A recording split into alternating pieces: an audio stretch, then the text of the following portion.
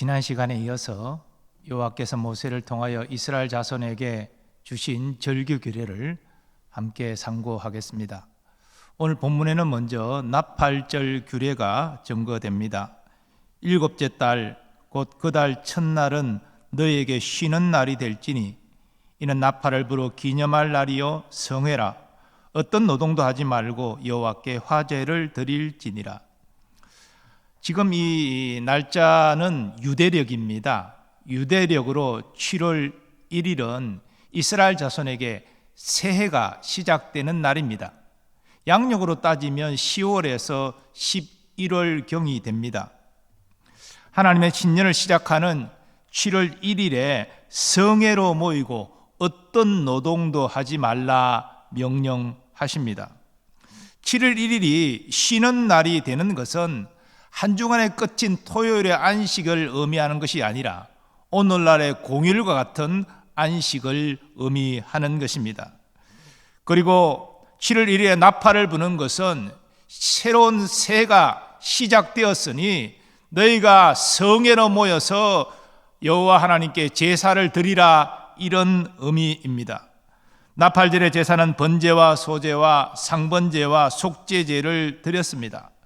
어떤 성사학자는 이 신년이 시작되는 7월 1일 이날에 나팔을 부는 것을 예수 그리스도의 재림의 나팔 소리를 예표하는 것으로 설명하기도 합니다.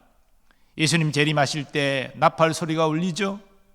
그때 죽지 않은 믿음의 사람들은 신령한 몸을 입게 되고 죽은 자들은 부활의 몸을 입게 되어 예수 그리스도와 함께 새하늘과 새 땅에서 영원히 왕노릇하게 됩니다.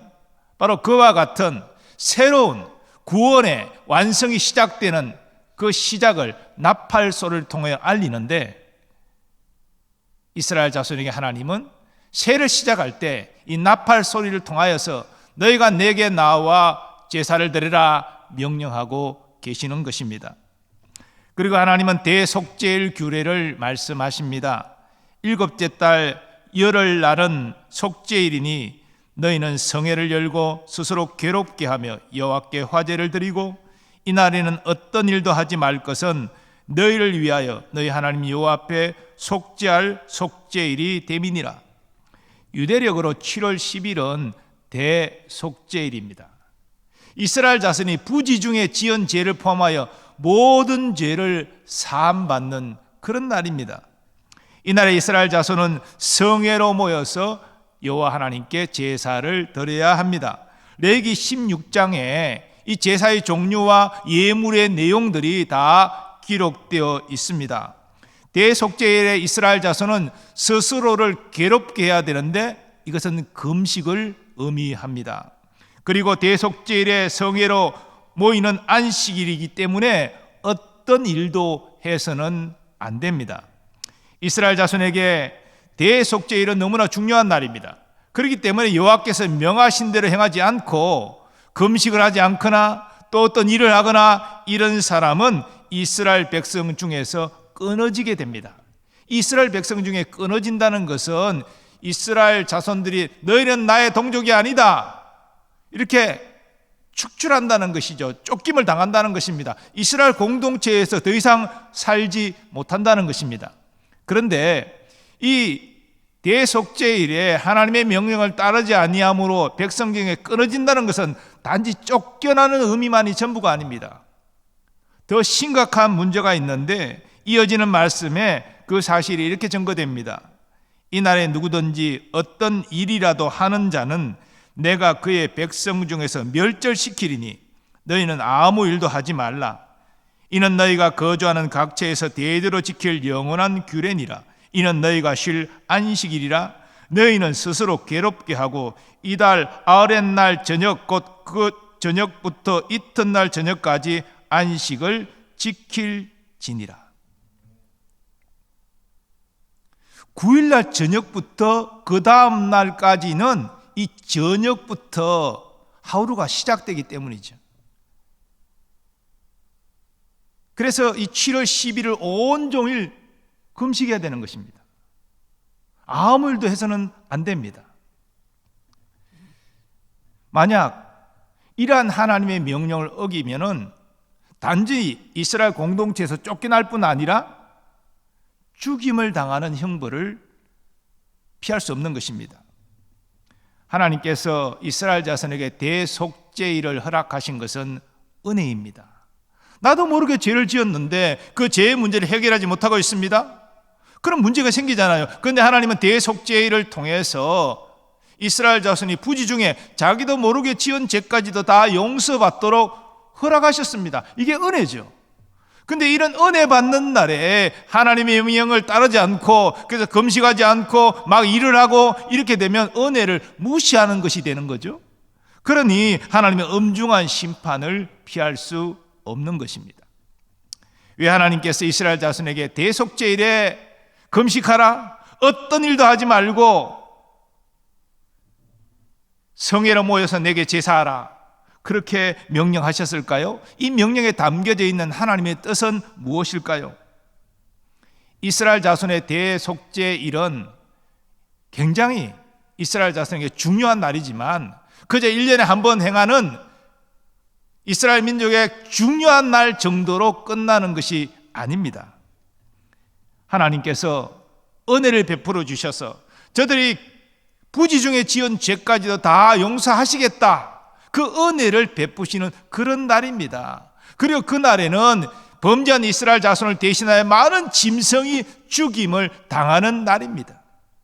그러므로 대속죄일에 이스라엘 자손이 금식하고 아무 일도 하지 않고 애통하며 죄에 대하여 회개하는 것은 마땅히 해야 될 일이라는 것이지요. 그것이 제사함의 은혜를 받는 마땅한 모습이라는 것입니다. 예수님도 애통하는 자가 복이 있다라고 말씀하신 바 있습니다. 애통하는 자는 복이 있나니 그들이 위로를 받을 것이며, 정말 자신의 죄에 대해 애통하며 회개하는 자는 하나님의 용서를 받고 위로를 경험하게 된다는 것입니다. 실로 하나님의 은혜가 있는 사람은 자신의 죄를 가볍게 여기지 않습니다. 괴로워하면서 빨리 애통함으로 회개합니다. 이 세상에 죄를 짓지 않는 사람이 어디 있습니까? 다 죄를 짓습니다. 그러면 신령한 사람이 어떤 사람입니까? 아무 죄도 짓지 않는 사람이 신령한 사람이 아닙니다. 그런 사람은 없습니다. 죄를 다 짓지만 빨리 죄를 깨닫고 애통함으로 회개하는 자, 그래서 하나님의 용서를 빨리 경험하는 자가 그게 신령한 자입니다. 우리는 대속죄일 규례를 통해서 우리에게 있어서 죄의 문제를 해결하는 것보다 더 시급하고 중요한 일이 없음을 깨닫게 됩니다. 죄의 문제는 영생과 연결되어 있습니다. 하나님 앞에 이 죄의 문제를 해결하지 못한 사람은 영생을 누리지 못해요. 하나님이 정죄의 심판 받을 수밖에 없습니다. 또 죄의 문제는 믿는 구원받은 성도라 할지라도 심각한 결과를 일으킵니다.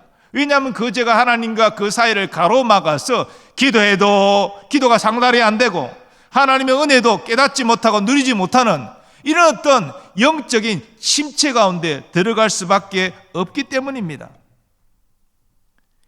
영생에 이르지 못하게 하는 죄의 문제는 어떻게 해결해야 됩니까?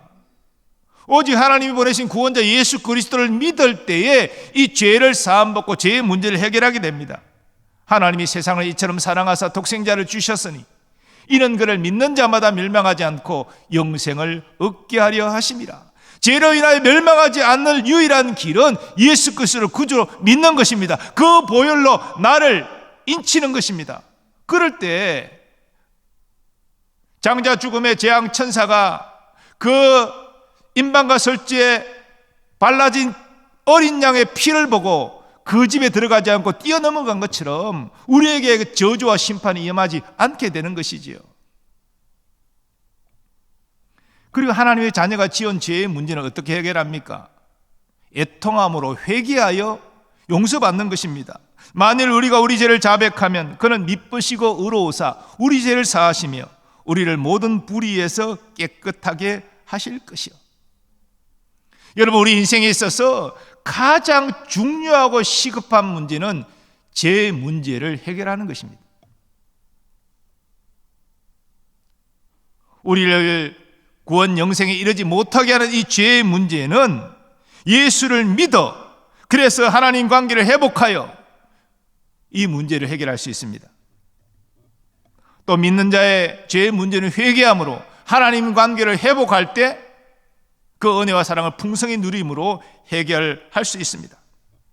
우리는 모두 연약하기 때문에 범죄함으로 죄를 짓지만 깨닫는 순간은 즉시로 회개해야 됩니다. 그러면 하나님의 용서를 경험하고 하나님 주시는 평안을, 또 하나님의 은혜와 사랑을 누릴 수 있는 것입니다.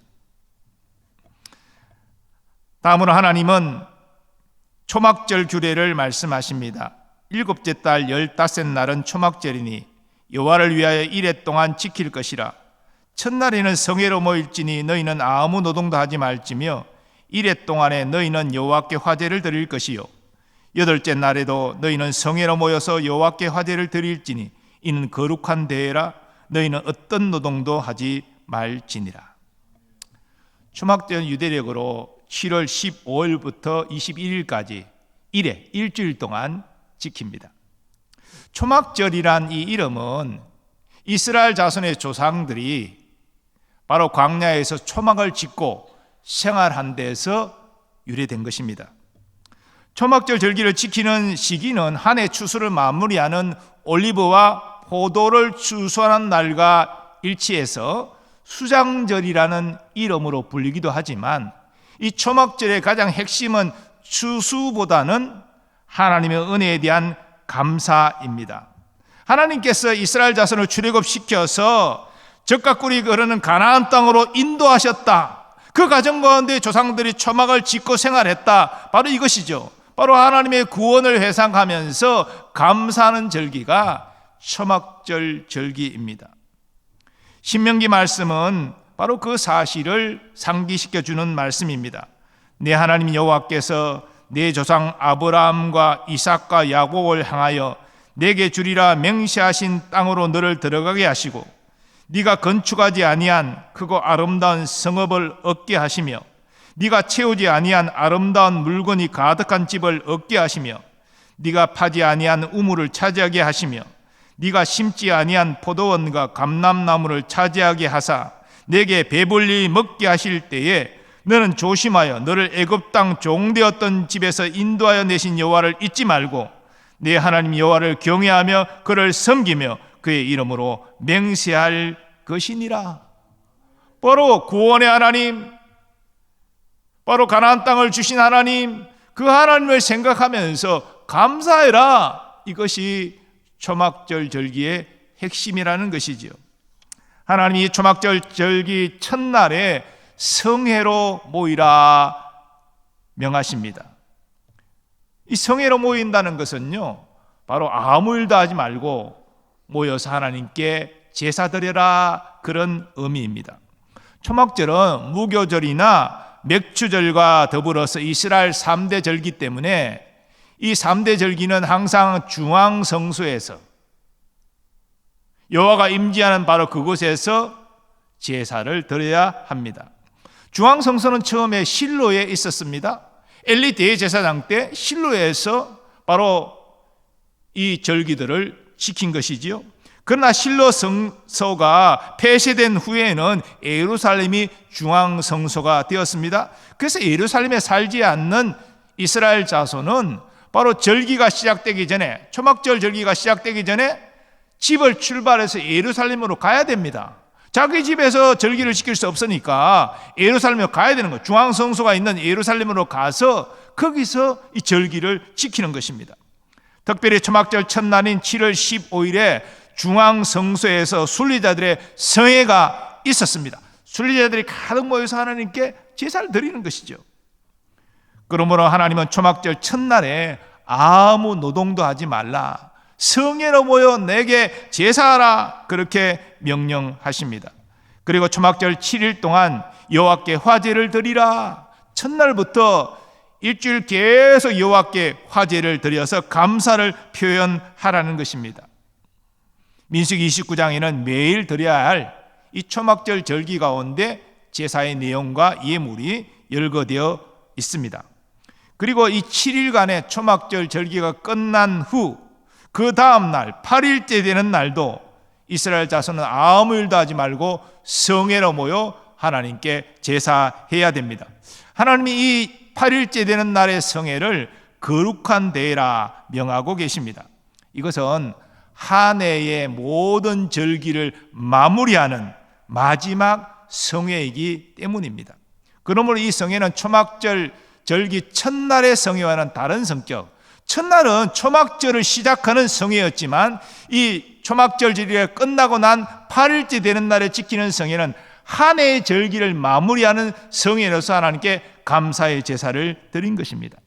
39절 이하 말씀은 초막절 절기 보안규례인데요, 이 말씀을 보면 앞에 제가 초막절의 성격을 두 가지로 말씀을 드렸는데 그 내용이 다 나타납니다. 먼저 이 초막절은 한 해의 추수를 마치고 처음에 보리를 추수하고 그 다음에 밀을 추수하고 마지막으로 가나안의 농작물인 포도와 올리브를 추수하고 저장하여 지키는, 그래서 수장절이라고도 불린다 그랬죠. 그게 초막절의 첫 번째 성격입니다. 하나님께서 한 해의 모든 추수를 마무리하게 해주신 것을 감사합니다, 이런 성격이 있었고요. 다음으로 하나님의 구원 은혜에 감사하는 성격이 있습니다. 너희는 이래 동안 초막에 거주하되 이스라엘에서 난 자는 다 초막에 거주할지니 이는 내가 이스라엘 자손을 애굽 땅에서 인도하여 내던 때에 초막에 거주하게 한 줄을 너희 대대로 알게 함이니라. 나는 너희 하나님 여호와이니라. 애굽에서 종살이하고 고통 가운데 있었지만 하나님의 모세를 보내서 저들을 출애굽하여 가나안 땅으로 인도하는 여정의 광야 생활을 하게 하셨습니다. 그때 초막을 짓고 살았다는 것이죠. 그러므로 하나님의 구원을 감사하는 성격이 초막절 가운데 있는 것입니다. 본문 40절은 이스라엘 자손이 초막을 지을 때 사용한 재료를 증거합니다. 첫날에는 너희가 아름다운 나무 실과와 종려나무 가지와 무성한 나무 가지와 신의 버들을 취하여 너희 하나님 여호와 앞에서 이래 동안 즐거워할 것이니라. 첫날부터 초막을 짓고요, 그 초막 안에 거주하면서 즐거워한다. 왜 즐거워합니까? 하나님 이렇게 풍성한 추수를 주신 것을 감사합니다. 하나님 우리의 선조를 구원하여 주신 것, 우리도 하나님 반드시 구원하여 주실 줄 믿습니다. 감사하는 절기이기 때문에 즐거워하면서 이 절기를 보낸다는 것이죠. 저는 7일 동안 초막에 거주했습니다. 자신의 조상들이 그 종살이하던 애굽을 나와서 젖과 꿀이 흐르는 가나안 땅으로 인도되면서 하나님과 동행할 때에 그들이 초막을 짓고 살았지만 그들은 가슴이 벅찼습니다. 이제 우리는 곧 가나안 땅으로 들어간다. 물론 원주민들이 거민이고 철병거를 가지고 그 모습에 기가 죽어가지고 여호와께 불순종하다가 바로 못 들어가고 40년 광야에서 생활하다가 1세대 다 죽고 2세대만 들어갔지만 어쨌든 그 당시에는 하나님의 구원에 기뻐하면서 가슴 벅차 있었다는 것이죠. 그때 이 조상들의 체험을 저들도 초막 생활을 하면서 경험하는 것입니다.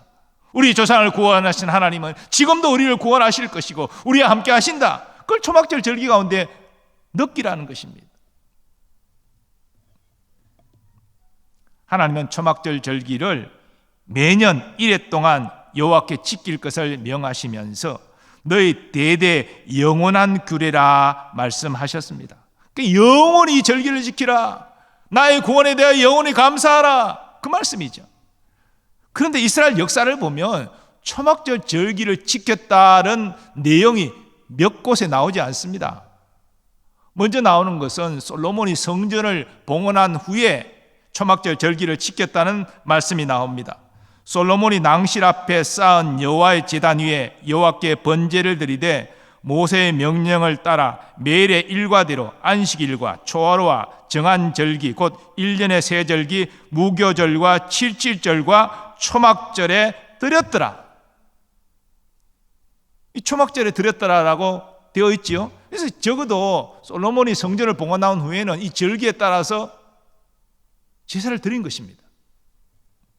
그리고 바벨론의 포로로 끌려갔던 자들이 하나님의 은혜로 예루살렘으로 돌아와서 제사장 예수아와 총독 스룹바벨의 주대로 초막절 절기를 지킵니다. 기록된 규례대로 초막절을 지켜 번제를 매일 정수대로 날마다 드리고 그리고 이어서 학사겸 제사장인 에스라의 주도로 또 초막절을 성대하게 지킵니다. 또 일러스되 모든 성읍과 예루살렘의 공포에 이르기를 너희는 산에 가서 감람나무 가지와 들감람나무 가지와 화석류나무 가지와 종려나무 가지와 기타 무성한 나무 가지를 가져다가 기록한 바를 따라 초막을 지으라 한지라. 백성이 이에 나가서 나뭇가지를 가져다가 혹은 지붕 위에 혹은 뜰 안에 혹은 여호와의 전뜰에 혹은 숨은 광장에 혹은 에브라임 문 광장에 초막을 짓되 사로잡혔다가 돌아온 회중이 다 초막을 짓고 그 안에서 거하니 눈의 아들 여호수 때로부터 이날까지 이스라엘 자손이 이같이 행한 일이 없었으므로 이에 크게 기뻐하며 에스라는 첫날부터 끝날까지 날마다 여호와의 율법책을 낭독하고 무리가 이레 동안 절기를 지키고 여덟째 날에는 규례를 따라 성회를 열었느니라. 제가 방금 말씀드렸지만 성경에 딱 3곳 나옵니다. 근데 이 3곳의 내용을 자세히 따져보면요, 자, 솔로몬이 성전을 짓고 여호와의 성전을 짓고 규례를 따라 초막절을 지켰습니다. 성경에 증거되는 부분이니까 분명한 사실이죠. 근데 그 이후에 초막절 절기를 지켰다는 말씀이 성경에 안 나옵니다. 하나님이 선한 왕으로 인정하신 히스기야 왕 때도 초막절을 지켰다는 내용은 안 나옵니다. 이스라엘 역사는 우리에게 우상 숭배를 증거하죠. 몇몇 선한 왕이 회개하고 돌이키기도 했지만 근본적으로 이 우상 숭배의 역사는 끊어지지 않았습니다. 하나님 선자를 보내서 회개를 요청하실지라도 듣지 않았습니다. 초막절 절기를 지키지 않는 것은 물론이요, 하나님이 금하신 우상을 섬기면서 타락에 갔죠. 결국은 북이스라엘부터 먼저 멸망하고 남유다 다 멸망하지 않았습니까? 뿔뿔이 흩어지고 바벨론을 끌려가서 고통 가운데 포로 생활하고 초막절 절기 지키지 않았습니다. 그러다가 하나님의 은혜로 포로 생활 70년 만에 첫 귀한 자들이 나오는데 바로 제사장 예수아와 총독 스룹바벨을 중심으로 1차 포로 귀환이 일어나죠. 그들은 예루살렘으로 돌아와서 우리가 율법을 지키지 않아서 나라가 망하고 이 고통 가운데 있었다, 그래서 초막절 절기를 지킨 거예요. 이어서 학사겸 제사장인 에스라도 신앙개혁 운동을 일으키면서 이 초막절 절기를 모세가 가르친 규례대로 정확하게 성대하게 지켰다는 것입니다. 초막절 절기가 하나님의 은혜와 구원에 대하여 감사와 영광을 돌리는 절기인데 그 은혜에 대한 감사와 영광을 돌리는 것을 소홀히 하고, 아니 하지 않다가 나라가 망하고 포로 생활의 고통 가운데 있다가 뒤늦게 돌아와서 초막절 절기를 지킨 것이죠. 우리는 이 이스라엘의 역사를 반면교사 삼아야 됩니다. 우리에게 베풀어 주신 하나님의 은혜와 구원이 얼마나 놀라운데 우리 얼마나 그 은혜와 구원에 대하여 감사하고 영광 돌리고 하나님께 예배하고 있습니까? 이스라엘 역사는 그 은혜와 사랑에 대한 구원에 대한 감사를 잃어버리다가 망했다는 것입니다. 뒤늦게 돌아와 다시 감사하려고 예를 썼다는 것이죠. 근데 안타깝게도 에스라 이후에 보면 말라기 시대 가면요, 하나님께서 제사 드리지 못하도록 성경문을 닫았으면 좋겠다, 다시 돌아갔어요. 잠시 개혁 운동을 하는 것 같다가 다시 우상 숭배로 돌아간 것입니다. 이 구약의 역사예요. 우리는 이스라엘 역사를 거울 삼아야 됩니다. 37절 38절은 이스라엘 자손이 지켜야 할 각종 절기와 관련하여 하나님이 결론적으로 말씀하시는 것입니다. 이것들은 여호와의 절기라. 너희는 공포하여 성회를 열고 여호와께 화제를 드릴지니 번제와 소제와 희생 제물과 전제를 각각 그날에 드릴지니 이는 여호와의 안식일 외에 너희의 헌물 외에 너희의 모든 서원 제물 외에 또 너희의 모든 자원 제물 외에 너희가 여호와께 드리는 것이니라. 여기 여호와께서 규정해 주신 각종 절기를 이스라엘의 절기 이전에 여호와의 절기다라고 표현하고 있습니다. 이 절기가 여호와께서 이스라엘 자손에게 주신 절기다, 그리고 여호와를 위하는 절기다라고 말씀하신 것입니다. 절기는 여호와가 중심이 되는 절기입니다. 여호와께서 베풀어 주신 그 은혜와 그 구원을 기억하고 감사하는 것이 절기의 목적인 것이죠. 마치 왕이 주관자인 것처럼, 사람이 주관자인 것처럼 하나님은 사라지고 성대한 행사만, 그 왕의 위엄만, 사람들만 기뻐하는 이런 절기가 된다면 그건 여호와의 절기라고 말할 수 없는 것이죠. 왕도 겸손히, 백성도 하나님을 향하여 하나님이 중심이 되어 하나님께 감사와 영광을 돌리는 제사가 드려질 때에, 예배가 드려질 때에 그것이 여호와의 절기가 되는 것 아니겠습니까? 하나님이 기뻐하시는 절기가 되는 거 아니겠어요?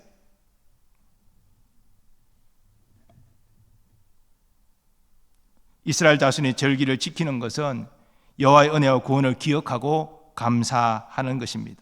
그 대표적인 여호와의 절기가 무교절, 그리고 맥주절, 그리고 이 초막절인 것이죠. 하나님이 이 여호와의 절기를 지킬 때 감사의 의미로 화제를 드리라, 그렇게 명하고 계십니다. 오늘날 우리도 그리스도로 말미암는 구원의 은혜, 기억하고 감사하는 의미로 절기를 지킵니다. 예수님이 우리의 구원을 위하여 고난당하신 것을 기념하는 사순절, 우리 부활의 첫 열매로 장사된 지 사흘 만에 부활하신 것을 기념하는 부활절, 또 교회가 시작된 것을 기념하고 감사하는 성령 강림절, 하나님께서 우리에게 소득을 허락하시고 수확을 허락하신 것에 대하여 감사하면서 드리는 추수감사절, 또 자기를 비우시고 우리를 구원하기 위하여 종의 형체를 입고 이 땅에 태어나신 것을 기념하는 성탄절, 이런 우리의 절기들이 다 있지요. 이 절기들은 하나님이 지키라고 우리에게 주신 것입니다. 예수 그리스도의 우리를 위한 희생과 우리를 위한 그 놀라운 섬김을 우리가 감사하는 절기입니다. 예수 그리스도 통하여 예수를 희생하면서까지 우리에게 나타난 하나님의 사랑을 기억하고 감사하는 절기입니다. 이게 우리가 절기를 지키는 의미예요. 우리 얼마 전에 사순절을 지내고 또 부활절을 지냈습니다만, 여러분 사순절과 부활절을 어떤 마음 자세로 지냈습니까? 정말 주님의 은혜와 사랑에 대해 감사하고 하나님의 그 놀라운 사랑에 대하여 감사 감격하면서 최선을 다해 예배함으로 그 절기들을 보내셨습니까? 이건 정말로 우리의 신앙에서 너무나 중요한 문제라는 것입니다. 근데 여러분, 우리가 절기라 할 때 오늘 레위기 23장의 지난 시간 첫 번째 이 절기 규례를 말씀드릴 때 여호와께서 절기를 소개할 때 첫 번째로 언급하신 것이 무엇인지 아십니까? 기억나십니까? 빨리 성경을 보면 알 수 있지만요, 안식일이 먼저 소개되고 있습니다. 매주 안식일을 맞이하지만 그 안식일에 정한 제사를 드리지만 이것도 넓게 보면 절기라는 거예요. 우리는 뭐 사순절, 부활절, 뭐 성령 강림절, 뭐 이렇게 추수감사절, 성탄절 이런 어떤 큰 절기만을 생각하는데 아니요, 우리가 주일 예배 드리는 것도 여호와의 절기입니다. 하나님이 우리에게 주신 그 놀라운 사랑과 예수 그리스도의 순종과 희생에 대하여 기억하고 감사하고 영광 돌리는 예배를 드리는 날이라는 것입니다. 그러면 매주 주일 예배를 드릴 때도 우리가 어떤 마음의 자세로 예배 드리느냐, 너무나 중요한 문제라는 것입니다. 감사가 빠진 예배, 그 의미가 없다는 것이죠. 시간이 갈수록 우리를 향한 주님의 사랑을 더 깊이 깨닫고 감사 감격함으로 예배하는 우리가 되기를 원합니다. 예수님 우리를 위해 어떤 희생과 순종을 하셨는지를 기억하고 감사하면서 드리는 예배가 되기를 원합니다. 예수님을 인하여 나타난 하나님의 은혜와 사랑을 아는 사람은 형식적이고 습관적으로 하나님께 예배하지 않습니다. 정말 감사하는 마음, 최선을 다하여 하나님께 예배합니다. 그래서 하나님이 기뻐하시고 예배 가운데 영광을 나타내시고 은혜와 복을 주시는 것이죠. 이런 의미에서 우리의 하나님 앞에 예배의 자세를 돌아볼 수 있는 계기가 되기를 원합니다. 우리는 주의 은혜와 사랑에 감사와 감격함으로 온 마음을 다해 하나님께 예배합니까? 하나님 앞에 합당한 예물을 기쁨으로 자원함으로 드리고 있습니까? 그리고 하나님의 은혜와 사랑에 빚진 자로서 이제 내가 하나님의 영광을 위하여 살겠습니다, 우리 예배 가운데 그런 결심과 결단으로 응답하고 있습니까?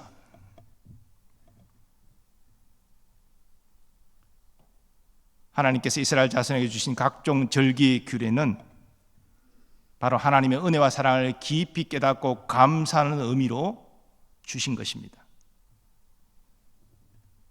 이런 의미에서 이 각종 절기 규례를 지키는 것은 그 은혜와 사랑에 감사함으로 응답하는 것일 뿐 아니라 응답함으로 이스라엘 자손의 신앙이 성장하는 계기가 되는 것입니다.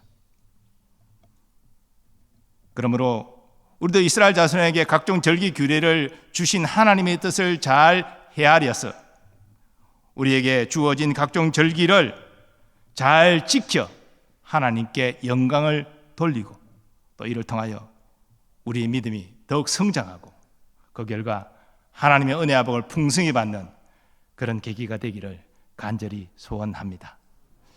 아버지 하나님, 감사합니다. 오늘 이스라엘 자손에게 주신 각종 여호와의 절기 규례를 통해서 우리가 하나님의 은혜와 사랑에 대하여 그 구원에 대하여 감사 감격하고 온 마음을 다하여 하나님께 예배하는 것이 얼마나 중요함을 깨닫게 하시니 감사합니다. 주일 예배를 포함하여 우리 모든 절기를 지킬 때에 그와 같은 믿음의 자세로 하나님께 영광 돌리는 우리가 되게 하여 주시옵소서. 예수님의 존귀하신 이름으로 기원하옵나이다. 아멘.